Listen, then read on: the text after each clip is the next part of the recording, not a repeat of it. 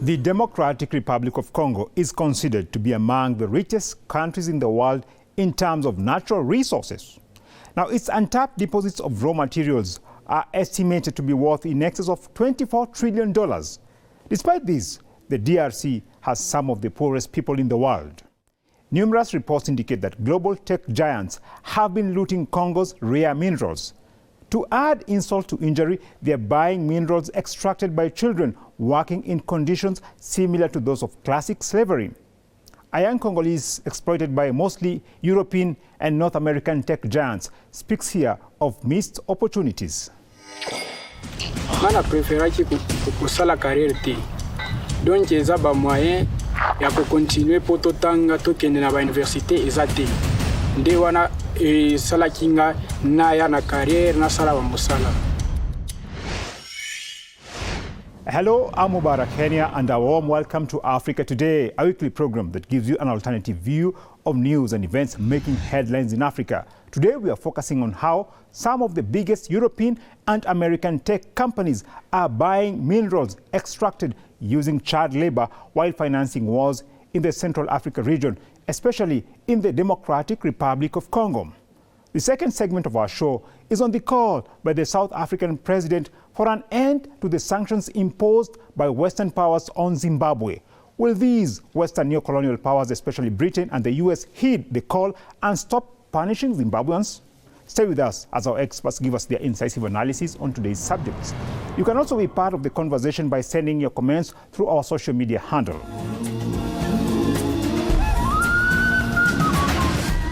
Blood minerals for tech giants.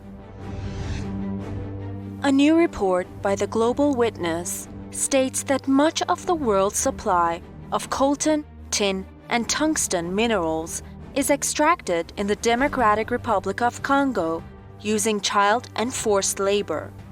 The beneficiaries of these blood or conflict minerals are the world's biggest tech companies, including Alphabet, BMW, Apple, and Tesla. A Congolese child miner who works in a cobalt mine says they get nothing from their hard work while global tech giants reap all the profits. We're working very hard and digging very far to take this out, but we're getting almost nothing for it. The conditions are dangerous, but we're not paid for our level of sacrifice under the ground. And to discuss how Western tech giants are using child labor to loot minerals from the Democratic Republic of Congo, we have contacted Ramiro Flores, activist and political commentator. Thanks a lot for your time, sir, today. Thank you. Now, the issue of blood minerals is not new, and despite earlier pledges to end exploitation of African children, the situation seems to be getting worse. What's the reason for this? The reason for the exploitation of African children and the extraction of blood diamonds is the current Anglo-Zionist world order that created the diamond industry to begin with. The synthetic creation of a demand for a rock, a piece of rock that has no value, created a whole market around the extraction of these rare minerals and these rare jewels that ultimately resulted in the loss of millions of lives of especially young children and young boys who actually are the ones who look for these rare jewels in the ground. And so the African people have been victim to Anglo-Zionist capitalism, imperialism, and colonization that has created a false demand for something that has no intrinsic value. So that is ultimately the root of this. According to a new report, smelters and manufacturers that use coltan, tin, and tungsten in cars, mobile devices, and other electronics can't be sure the minerals have been extracted without using children or forced labor. The International Tin Supply Chain Initiative, which is supposed to guarantee responsible supply chains, has ignored or downplayed failures in the monitoring and chain of custody of mining in the Democratic Republic of Congo. A Congolese boy who previously worked at a dangerous mine narrates his experience. tulikuwa na bengine balitoka kama mbegu kuku bengine bakuvunjika bakufa bena kufanjua bina mayebulema inafanyikiamo bina anguka mabulongo inaukina uwa bantu hata pale tunaanza kutumika pana boka ndio bazazi benye mbele bakwetu na possibility ya kuanza kutulipia tu masomo. Tech companies, mostly from Western countries, are ready to obtain blood or conflict minerals from Africa, even if that means walking on the skeletons of African children. Clearly, slavery is still being practiced by Western countries such as the US, France, and Britain that claim to champion for human rights. The Western powers are looking away amid this gross violation of the rights of African children by Western tech giants. One of my favorite sayings about the great Satan, as the great Ayatollah Khomeini once said, describing the United States as the great Satan or the great deceiver, is that the great deceiver, the great Satan, always lies about what their true intent is. The US and the European powers go into continents like Africa, Asia, and Latin America with the claim of wanting to develop the area or promoting human rights or uplifting people, when in reality they are deceiving us. It is the complete opposite. They are in there with the sole intent of extracting minerals, raw materials, resources like cobalt, like coltan and so many other minerals that are essential toward their technological development in the arms race of the Western powers, that they go in there with any excuse that they can, human rights, NGOs, democracy, and they take the opportunity to monopolize the industry, to extract as many resources and minerals as possible. And so anything that the US and the European powers say that they're doing in Africa in terms of human rights and democracy, we just have to take it as the complete opposite, because they're deceiving us when it comes to their presence in Africa. The European Union flag was recently set on fire in the city of Bukavu in the eastern DRC as hundreds of Congolese protested against the M23 rebels. Many people in the Congo believe Western powers such as the United States, Britain and France are backing the recent offensive by M23 rebels in the mineral-rich eastern part of the country with the sole aim of looting Congo's rare minerals. The population living in the east of the DRC is the victim of multiple attacks by Rwanda and Uganda, with the blessing of the great powers, mainly the United States of America, Great Britain, France, and other countries. Let us express to the whole world our discontent with what we call injustice and international discrimination against the Congolese people that we are. Now, is the upsurge in rebel attacks across eastern DRC linked to the looting of this country's minerals by European and American tech giants? The increased presence of fighting between groups in the Democratic Republic of the Congo and neighboring areas as well as the so-called South Sudan, which is an artificial nation created by the US and also backed by Israel. There has been increased fighting between groups in this region because of the high demand for the rare earth minerals. The rare earth minerals that are in Central Africa can be found only in very, very few places around the world. Some of them also include Afghanistan, some of them include North Korea, which are countries that the US imperialists have tried very hard to control. The Central African republics, especially the DRC, there's a lot of value in that land because of the resources that are there and the scarcity that has been created. The people of the Democratic Republic of Congo also believe the UN peacekeeping forces in the region are working at the behest of imperialist powers. Recently, Congolese civilians attacked a United Nations peacekeeping convoy, injuring several people. They accuse the UN mission of failing to protect them from worsening militia violence. Our wish is for MONUSCO to leave our country because we can't see why they're here, what they've come to do here. Instead of our people benefiting from MONUSCO, we're being killed by them. People in Africa have no expectation that Western powers will take real measures to stop the supply chain of conflict or blood minerals from Central Africa. African countries will only be able to maximize on their rare minerals through unity. Now, as for the rare earth minerals like coltan and cobalt that are very important for infrastructure, technology, travel, microchips, and technology, another alternative to that is pulling together the resources of all of the countries in the world and figuring out alternative methods of doing so. There are different ways, different conductors, different materials we can use. It's just a matter of cooperation. And so I think cooperation among the nations on figuring out a new source of materials for this so that young African children don't have to die searching for these, but also shifting our values away from the decadent lifestyle of the West that values these rocks that have no intrinsic value. The DRC is home to most of the world's reserves of cobalt and coltan, yet it's one of the poorest countries in the world. Now, these minerals are critical in most high-tech gadgets and equipment in the world. So, what needs to be done to make sure that these natural resources in Africa are an opportunity for development instead of being a curse for the continent? There's a huge contradiction in the resources that are available in the DRC and in Central Africa versus how these resources are distributed.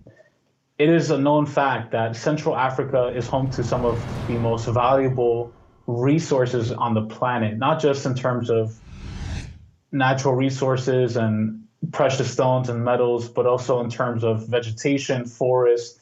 The Congolese rainforest is one of the last in the world and is said to be one of the last rainforests that provides fresh air and water and oxygen to the world, the lungs of the African continent. And yet we have these leaders who are divided, who are subservient to the World Trade Organization, who are subservient to London and Wall Street and these international banking institutions. The only solution to this is to bring the power back to the people. Well, there you have it. The Democratic Republic of Congo and indeed other African countries can learn a lot from Iran, a country that managed to kick out Western imperialist powers that were looting the country's resources. I would like to thank Ramiro Funes, activist and political commentator, for his insight today. We'll now take a short break before our next discussion on calls to end Western sanctions on Zimbabwe.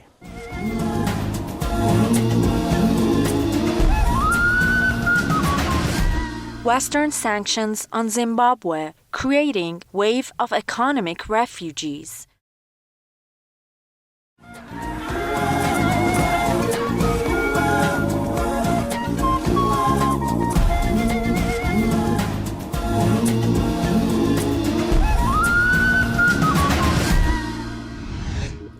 The president of South Africa, Cyril Ramaphosa, has called for an end to the sanctions imposed by Western powers on Zimbabwe. He noted that the surge of economic refugees from the country fleeing hardship at home is putting a strain on Southern African nations. President Ramaphosa used the recent official visit to South Africa by the Spanish president to address the migration question plaguing the country.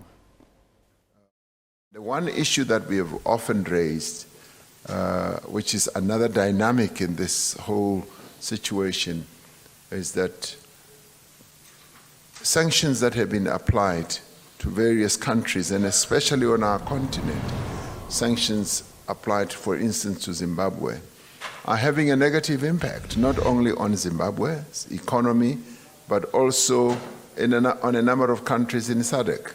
They are also having a negative impact on us, because as the sanctions weaken the Zimbabwean economy, Zimbabweans then tend to migrate and leave and come to our own country and other countries in the sub-region. They flow to Botswana, they flow to South Africa, to Namibia, and then they exert enormous pressure on us. Now, to discuss the issue of Western sanctions on Zimbabwe, we contacted Inem Richardson, an organizer with the All African People's Revolutionary Party. She's also the co-founder of the Thomas Sankara Center for African Liberation and Unity. Thanks a lot, madam, for your time today. Thank you so much for having me back. I'm really happy to be here. Now, what's your take on remarks by President Ramaphosa that Western sanctions are the source of economic hardships for the people of Zimbabwe? I believe that these remarks are very accurate. I mean, if you consider the fact that Zimbabwe has been sanctioned for 2 decades now, and the economy of Zimbabwe has suffered ever since, I mean, I think that that's a very viable and valid statement. There's been a long concerted effort to portray Zimbabwean leadership as extremely incompetent, inept, unable to run a country, and responsible for the economic failings of the state, especially the Zimbabwean land reform policy, where land was redistributed from European settlers who colonized the country and whose ancestors violently stole that land to the indigenous peoples of Zimbabwe. That is often portrayed in this very racist way, this idea that the African people were so incompetent, they were terrible farmers, and that they sabotaged their own economy because they just have no idea how to work the land that their ancestors have been living on for thousands and thousands of years. That is the common portrayal of these and common justification for these sanctions that the United States and other Western powers put out. My argument is that if that is the case, then why sanction the economy? If Zimbabwe's leadership is incompetent, if they're bound to just fail the economy anyways, why not lift the sanctions and then see how things play out? The Western powers claim sanctions are targeting Zimbabwe officials, but clearly it's the people and neighboring countries that are suffering. There is no doubt that sanctions are actually intended to punish the people of Zimbabwe. Oh, I mean, absolutely. And we know that wherever sanctions are issued, it's always working people, working families, rural farmers that are hit the hardest. We see this across the board. We see it in Cuba, in Venezuela, in Iran, even the EU sanctions on Mali, the very brief ECOWAS sanctions in Mali hit the country hard. So imagine the 2 decades that Zimbabwe has been through. I mean, it's the working people, the regular people, ordinary people who are suffering under these sanctions. And if you look at the grand scheme of Zimbabwe's history, I mean, you can just see how blatantly unjust it is. I mean, Zimbabwe was a settler colony that was under direct colonial rule since the 19th century, and just shortly after independence, I mean, just very briefly after independence, it's hit with 2 decades of sanctions from the most powerful countries on the planet. We're talking about a country that's been exploited for how long? Alina Duhan, the United Nations Special Rapporteur on the negative impact of unilateral coercive measures on the enjoyment of human rights, last year called on the United States and other Western countries to lift their sanctions on Zimbabwe. She said the restrictive measures are making ordinary people suffer and are a violation of human rights. I'm concerned that existing unilateral targeted sanctions as a punitive action violate, at the very least, obligations arising from universal and regional human rights instruments, many of which have a peremptory character. In particular, procedural guarantees and presumption of innocence, with a view that the grounds for their introductions do not constitute, for the most part, international crimes or comply with the grounds for universal criminal jurisdiction. Western countries continue to arrogantly ignore calls by the UN to lift inhuman sanctions on Zimbabwe. Clearly, Western countries do not care about UN decisions. It's not really surprising to see, a similar position taken in Zimbabwe, where the United States and other Western governments really don't care about UN decisions that are being made. I think, unfortunately, there's a huge level of hypocrisy. The United States promotes itself as the beacon of world democracy. South African President Ramaphosa has reiterated that lifting the sanctions will lead to the prosperity of Zimbabwe, and the people in that country will be able to live normal lives in their country. Let's take a listen.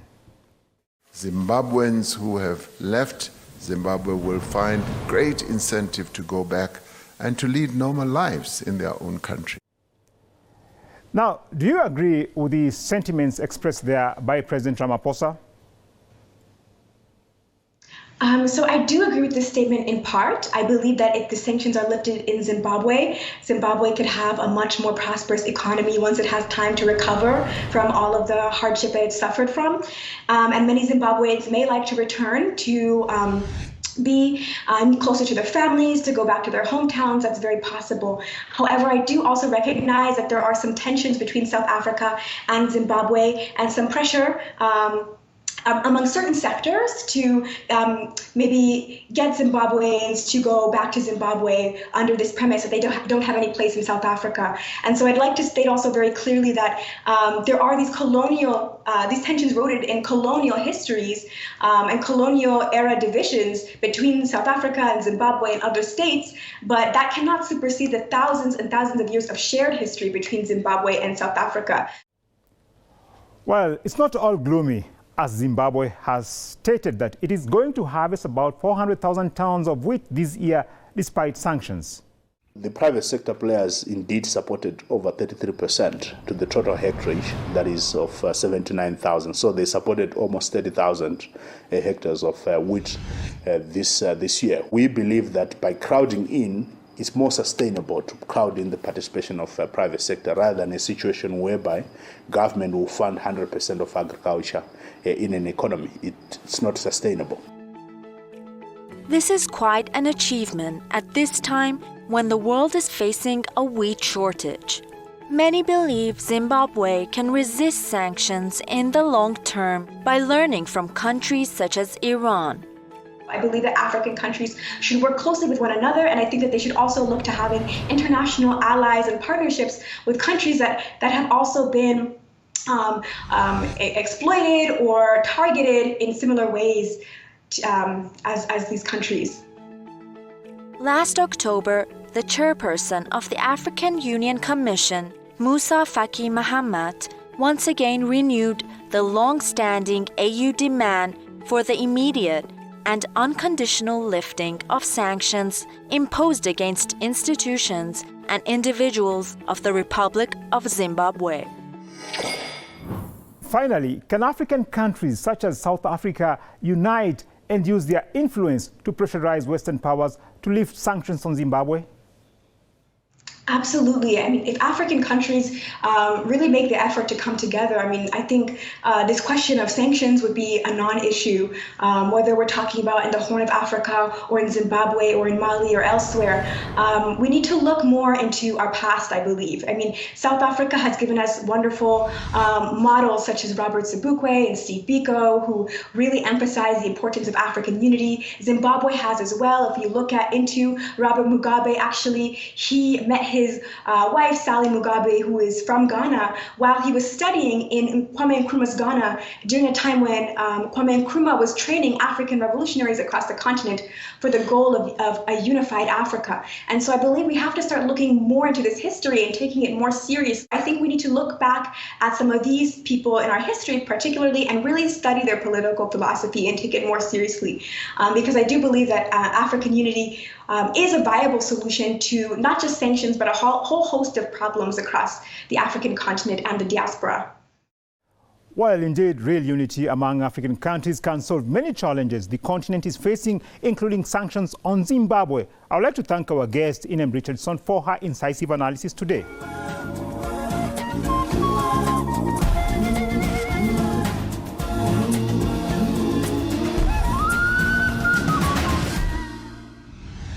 That's it for this week's edition of Africa Today. It's always great having you watch the show. Drop us a line through our social media handle appearing on the screen and let us know what you'd like to see covered here in our show. You can also watch today's episode at our website, PressTV.ir.